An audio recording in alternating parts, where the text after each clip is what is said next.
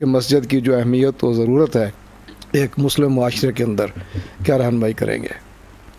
الحمد للہ رب العالمین والصلاة والسلام علی اشرف الانبیاء والمرسلین، اما بعد۔ انسان کو زندگی گزارنے کے لیے جہاں بہت ساری چیزوں کی ضرورت ہے، اسے پانی کی بھی ضرورت ہے، اسے روڈ کی بھی ضرورت ہے، اسے اسکول کی بھی ضرورت ہے اپنے بچوں کو تعلیم دینے کے لیے، اسے راستوں اور گلیوں کی بھی ضرورت ہے، سیوریج کے نظام کی بھی ضرورت ہے، لیکن ان ساری ضرورتوں سے بڑھ کر، ان ساری چیزوں سے بڑھ کر اسے جس چیز کی ضرورت ہے وہ اللہ کے گھر اور مسجد کی ہے۔ ہمارے ہاں جب ایک آدمی کسی جگہ منتقل ہونا چاہتا ہے اور وہاں اپنا گھر بنانا چاہتا ہے یا کرائے پہ لینا چاہتا ہے تو یہ تو پوچھتا ہوا نظر آتا ہے کہ وہاں بچوں کے لیے اسکول قریب ہے، وہاں گلیاں پکی ہیں، وہاں بجلی ہے، وہاں گیس لگی ہوئی ہے، وہاں روڈ قریب ہے، آمد و رفت کے ذرائع موجود ہیں۔ یہ ساری چیزیں تو پوچھی جاتی ہیں، لیکن یہ پوچھنے والے بہت کم لوگ ہوتے ہیں، بلکہ سمجھیں کہ نہ ہونے کے برابر ہوتے ہیں جو یہ پوچھتے ہوں کہ وہاں کوئی مسجد بھی ہے، وہاں اللہ کا گھر بھی ہے۔ اسکول میں نے بچے کو دن میں ایک دفعہ بھیجنا ہے، اسپتال اللہ نہ کرے کبھی ضرورت نہ ہی پڑے تو بہتر ہے، روڈ جانے آنے کے لیے مجھے کم ضرورت پڑتی ہے، لیکن جہاں میں نے دن کو 5 مرتبہ دن رات میں حاضر ہونا ہے اس کے بارے میں میرا سوال نہیں ہوتا کہ وہ بھی اللہ کا گھر بھی میرے قریب ہے یا نہیں ہے۔ آپ دیکھیں اللہ کے رسول صلی اللہ علیہ وسلم جب مکہ سے ہجرت کر کے مدینہ تشریف لائے اور آپ نے بھی اس کا ذکر کیا تو سب سے پہلا کام آپ نے کیا کیا تھا؟ اپنا گھر نہیں بنایا تھا۔ صحابہ کو یہ حکم نہیں دیا تھا کہ وہ اپنے اپنے گھر بنا لیں، بچوں کی تعلیم کے لیے انتظامات کر لیں، وہ مختلف چیزیں اسپتال بنا لیں فلاں۔ سب سے پہلے جو آپ نے کام کیا وہ اللہ کا گھر تعمیر کیا، کہ میں نے انسان اللہ کی بندگی کے لیے، اور بندگی کے لیے اسے مسجد میں جمع ہونا ہے۔ اور بندگی صرف اس چیز کا نام نہیں ہے کہ ہم مسجد میں جائیں، اللہ اکبر، نماز شروع کر لیں، سلام پھیر کے نکل آئیں۔ وہاں لوگوں سے ملنا، ان کے حالات کو جاننا، ان کی خبر گیری کرنا، بیمار ہے اس کی تیمارداری کرنا، کوئی فوت ہو گیا اس کے ورثاء سے تعزیت کرنا، یہ ساری چیزیں بھی تو اللہ کی بندگی اور عبادت ہیں۔ تو مسجد کی اہمیت اور ضرورت کے حوالے سے یہی بات ہمارے لیے کافی ہے کہ اللہ کے رسول نے سب سے پہلا کام ہجرت کے بعد وہ اللہ کے گھر کی تعمیر کا کیا ہے۔ پھر جب آپ وہاں سے منتقل ہوئے مسجد نبوی والی جگہ تشریف لائے تو وہاں بھی آپ نے پہلے اپنا گھر نہیں بنایا بلکہ پہلے مسجد کی تعمیر کے بارے میں فکر مند ہوئے، اور آپ نے پہلے مسجد تعمیر کی تاکہ ہم اللہ کے سامنے اکٹھے ہو کے جھک سکیں۔ اسی طرح آپ صلی اللہ علیہ وسلم نے باقاعدہ حکم دیا کہ اپنے محلات میں، اپنے گھروں میں جو قریب قرب و جوار جو محلے بنتے ہیں تو وہاں پہ اللہ کے گھروں کو تعمیر کیا جائے اور وہاں نماز ادا کی جائے، اور اللہ کے گھر سے جو یعنی نماز تو ایک چیز ہے نا، مسجد کے مقاصد میں سے ایک مقصد وہ نماز کی ادائیگی ہے، باقی تو بہت سارے مقاصد ہیں جن کا انشاءاللہ آج کی گفتگو میں ہم تذکرہ کریں گے۔ تو انسان اپنی ساری ضروریات کو اگر جمع کر لینا تو اس کی شاید ضروریات اتنی نہیں ہیں جتنی ضرورت اسے مسجد کی ہے۔ بے شک اسے اپنے دین پہ قائم رہنے کے لیے مسجد کی ضرورت ہے، اسے اللہ کے سامنے جا کے جھکنے کے لیے، نماز پڑھنے کے لیے مسجد کی ضرورت ہے، اسے لوگوں کے ساتھ اچھے تعلقات اور معاملات رکھنے کے لیے لوگوں کی مسجد کی ضرورت ہے کہ وہاں جمع ہوں۔ ظاہر ہے ہر بندہ ہر کسی کے گھر تو نہیں جا سکتا، لیکن اللہ کے گھر میں جب ہم جمع ہوتے ہیں تو ہر انسان، امیر کیا غریب کیا، کسی بھی رنگ و نسل کا کوئی شخص ہو، تو اللہ کے گھر میں سارے جمع ہوتے ہیں، اور ضرورت اس بات کی ہے کہ ہم اپنی مسجدوں کو آباد کرنے والے بنیں۔ مسجد تعمیر تو کر لی جاتی ہیں، اب بھی اس چیز کا کافی حد تک اہتمام ہوتا ہے، لیکن ان کو آباد کرنا اور ان کے جو اصل مقاصد ہیں ان کو پورا کرنا، یہ اس کی طرف شاید ہماری توجہ نہیں ہوتی یا ہم اس کا خیال نہیں رکھتے۔ بہرحال مسجد کی اہمیت، مسجد کی ضرورت، آپ دیکھیں وہی جگہ آباد ہوتی ہے جہاں اللہ کا گھر ہوتا ہے۔ اللہ تعالیٰ نے زمین پہ بھی کیا بنایا؟ کعبۃ اللہ کو بنایا، پھر زمین جو ہے وہ اس کے بعد آباد کی گئی ہے۔ آپ مکہ کو دیکھ لیں، جہاں کچھ بھی نہیں تھا اللہ کا گھر بنا ہے تو اس کے بعد وہ آباد ہوا۔ تو اسی طرح جو جگہ بھی انسان چاہتا ہے کہ یہ آباد ہو جائے، وہاں گلی خراب ہے کوئی بات نہیں ہے، اتنا بڑا مسئلہ نہیں ہے، وہاں کوئی بجلی کا نظام نہیں ہے تو اتنی بڑی بات نہیں ہے، لیکن اگر مسجد نہیں ہے تو وہاں نظام نہیں چلتا۔ نہیں، بہت اچھی توجہ آپ نے دلائی ہے۔ ایک طرف عبادات کا مرکز ہے تو دوسری طرف یہ جو اصلاح معاشرہ جس کی ہم بات کرتے ہیں اس میں کتنا اہم رول ادا کرتی ہیں مساجد ہماری؟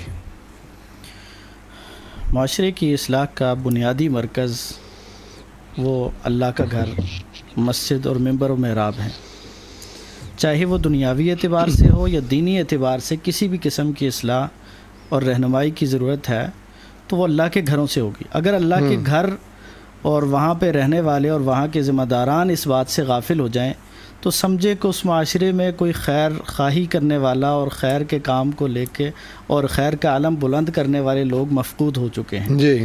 اللہ کے گھر سے اگر خیر کا کام نہیں ہوگا اور خیر خواہی نہیں ہوگی، اصلاح معاشرہ کا اہتمام نہیں ہوگا، تو پھر کوئی اور جگہ ایسی اس سے توقع نہیں کی جا سکتی کہ وہاں سے بھی معاشرے کی اصلاح ہو سکتی ہے. جی.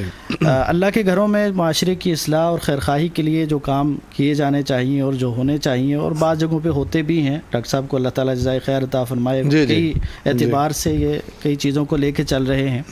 تعلیمی اعتبار سے ان کی خیر خواہی اور ان کی اصلاح، معاشرے کی اصلاح. ظاہر ہے کہ تعلیم بنیادی چیز ہے، اگر شعور نہیں ہوگا، تعلیم نہیں ہوگی، تو اس کے بغیر لوگوں کی اصلاح ممکن نہیں ہوتی. اس حوالے سے مسجد کی ذمہ داری بھی ہے اور پھر اس کی فضیلت بھی ہے. اللہ کے رسول صلی اللہ علیہ وسلم نے فرمایا، من غدا الى المسجد لا يريد الا خيرا يتعلمه او يعلمه كان له كاجر حاج تاما حجته.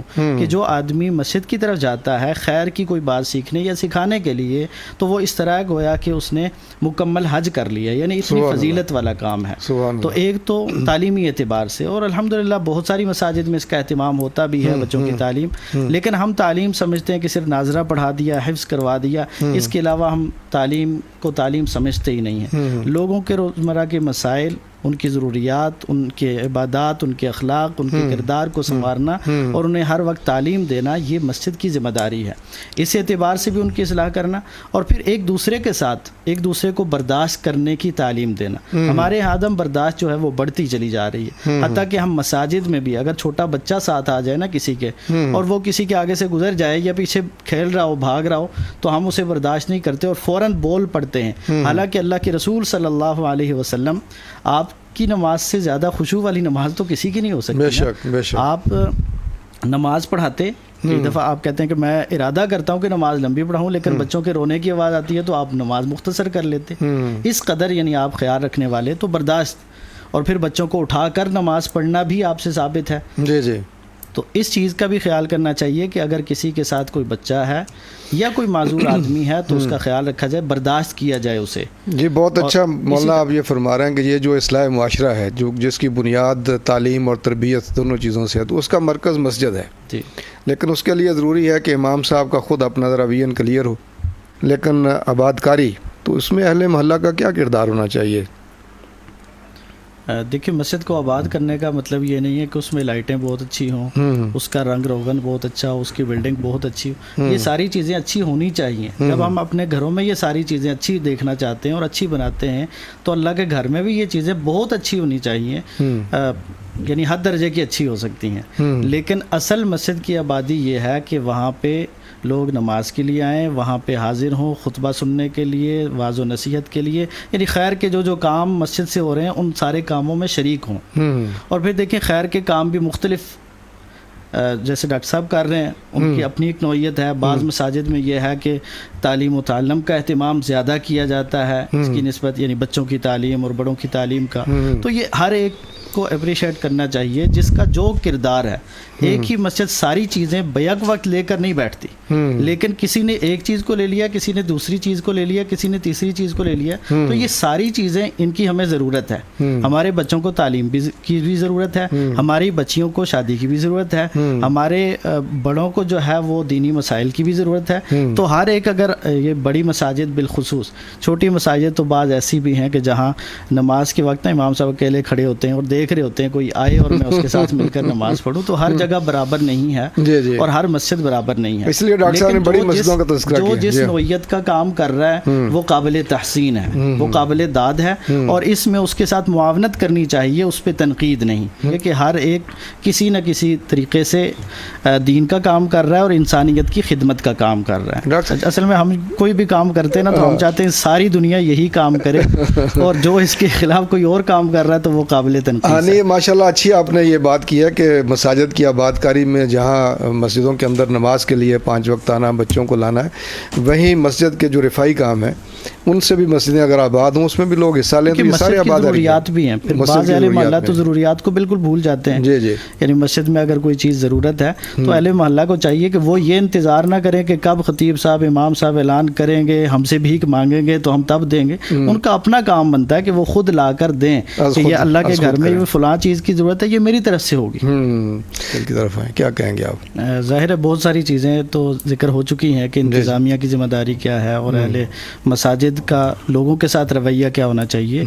دیکھیے ایک بندہ دکان پہ بیٹھا ہے نا تو اس کی کوشش یہ ہے کہ میرا گاہک مجھ سے ناراض ہو کے نہ جائے بلکہ بار بار میرے پاس آئے. لیکن مسجد میں ممبر پہ کھڑے ہونے والا اور مصلی پہ کھڑے ہونے والا اس بات کی توجہ نہیں دیتا کہ میرا نمازی مجھ سے ناراض ہو کے چلا نہ جائے اور ایسا نہ ہو کہ دوبارہ میرے پاس واپس نہ آئے. تو اس کا رویہ، اس کا اخلاق، اس کا کردار، اس کے معاملات ایسے ہونے چاہیے کہ وہ لوگوں کو قریب کرنے والا ہو. چاہے وہ انتظامیہ ہے، یعنی ان کی طرف سے ایسی پابندیاں اور ایسی چیزیں نمازیوں کے ساتھ نہیں ہونی چاہیے کہ جس سے وہ تنگ ہوتے ہیں، یا خطیب اور امام ہیں تو ان کی ذمہ داری سب کی ہے کہ ان کا رویہ، کردار، معاملات لوگوں کے ساتھ ایسے ہوں کہ لوگ ان کے قریب ہونے والے ہوں، ان سے بھاگنے والے اور دور ہونے والے نہ ہوں.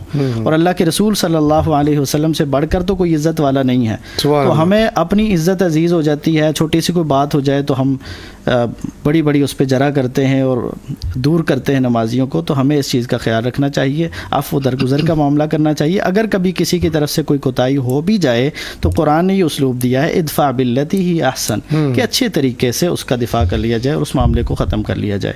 اور یہاں نمازیوں سے بھی یہ گزارش ہے کہ یہ نہیں کہ چھوٹی چھوٹی باتوں پہ ناراض ہو جائیں اور وہ امام کو بھی انسان سمجھے، اس کو بھی ذرا ریلیف دے دیا کریں، مسجد کو چھوڑ کے چلے جائیں. بلکہ ان کا کام بنتا ہے کہ وہ اللہ کی عبادت کے لیے آئے ہیں تو وہ احسان جو ہے وہ امام پہ اور خطیب پہ نہ جتلائیں بلکہ اس کو اللہ کی عطا اور توفیق سمجھیں کہ اللہ نے گھر میں آنے کی توفیق دی.